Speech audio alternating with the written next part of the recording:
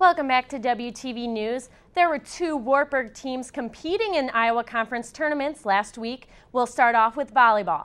The Knights were in action first on Thursday night, and the motto after this game against Luther was "A win's a win," as it wasn't a pretty match, but it was enough to advance the Knights to the championship game.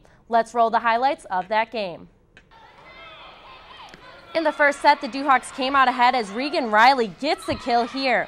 However, the Knights rallied back and got the win. Ramey Seek had two huge kills here in the first set.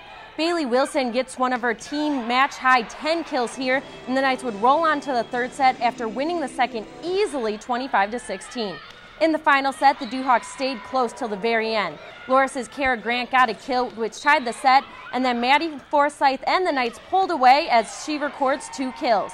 By a final score of 25-18, the Knights came out with the 3-0 sweep, and they win the Iowa Conference Tournament.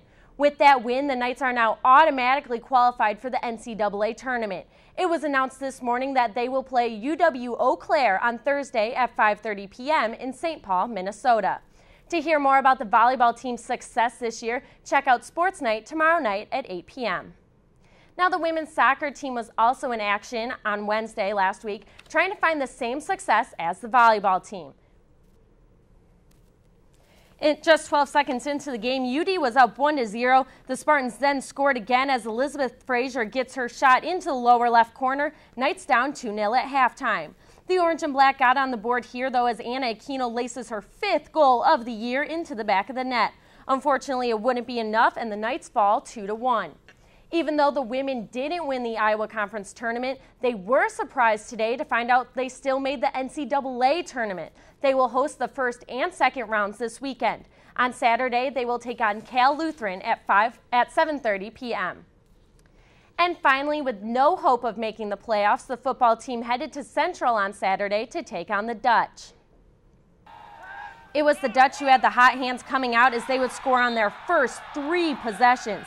The Knights got their own big play here as Logan Schrader finds DJ Luft. Luft gets it to the 2-yard line, and it's Reese Thompson who punches it in for the score.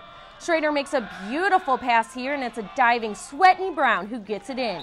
Knights down 28-14 at halftime. Jumping ahead to the nail-biting fourth quarter, again it's Schrader connecting with Luft, who takes it all the way to put the Knights within 10. Right after that, Thompson gets into the end zone, cutting the lead to 3. Wartburg goes for the onside kick here, and they get it. Obviously, the players are very pumped up. Faith seeing a 4th and 2 situation, Schrader tosses it to Thompson, who carries it 12 yards into the end zone, but a holding call will bring it back. The Knights weren't able to get in again, and they fall by a heartbreaking score of 31-28.